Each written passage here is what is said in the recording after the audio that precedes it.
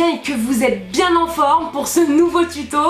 Aujourd'hui, je vais vous faire découvrir une recette girly et gourmande à souhait, une brioche léopard. Alors c'est une recette que j'ai trouvée sur le blog Alter Gusto, dont je vous mets le lien dans la description de la vidéo.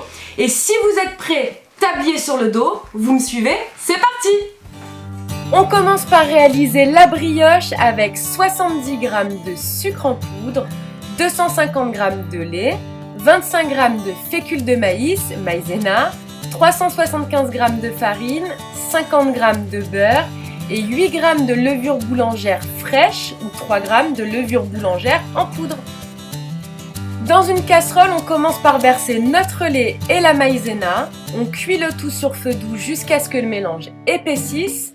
Une fois le mélange épaissi, on va le transvaser dans un autre bocal pour y ajouter le beurre. On fouette le tout et on laisse refroidir environ 30 minutes.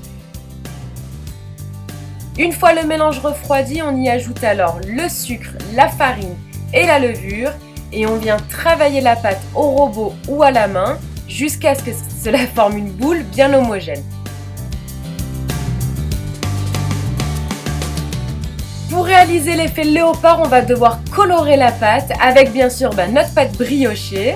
Pour la couleur foncée, il nous faudra une cuillère à soupe de lait et 15 g de cacao en poudre.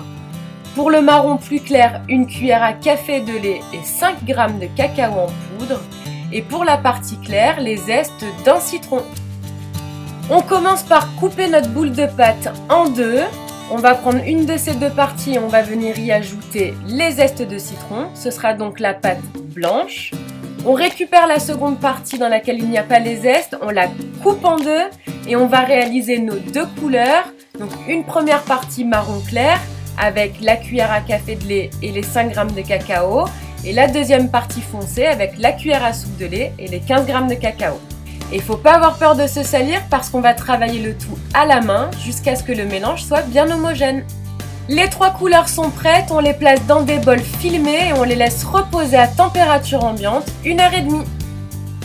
Bon, faut quand même avouer que dans la pâte à brioche, ce qui est le plus enquiquinant, c'est les temps de pouce. Parce que voilà, on est là, on se tourne les pouces, on sait pas quoi faire, c'est long. Mais sachez quand même que c'est une étape primordiale. Donc même si vous êtes comme moi pas patient pour un sou, hors de question de sauter cette étape. Donc on attend, calmement, sans s'énerver et avec le sourire. Nos pâtes ont reposé et on a coupé chacune d'entre elles en 7 morceaux, pas forcément égaux. On commence par rouler un boudin de la pâte marron clair. Ensuite, on récupère la marron foncé que l'on va rouler aussi en boudin et étaler. Et on va venir l'enrouler autour du boudin marron clair. Et on fait la même opération avec la pâte blanche que l'on va venir enrouler autour du boudin foncé. Une fois le boudin terminé, on l'allonge. Il doit faire 2 fois la longueur de notre moule. On coupe les extrémités et on le coupe en deux. On va faire la même opération avec toutes nos boules de pâte. On place les boudins dans un moule beurré et fariné et on laisse encore pousser à température ambiante 1h30. La pâte a bien poussé, on badigeonne le tout avec un petit peu de lait ou un œuf et ça part en cuisson.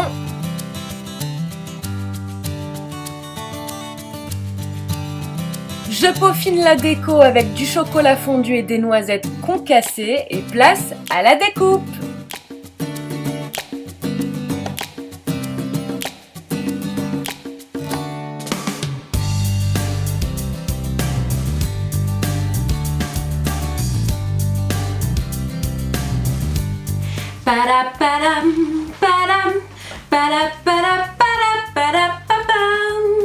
C'est la panthère rose.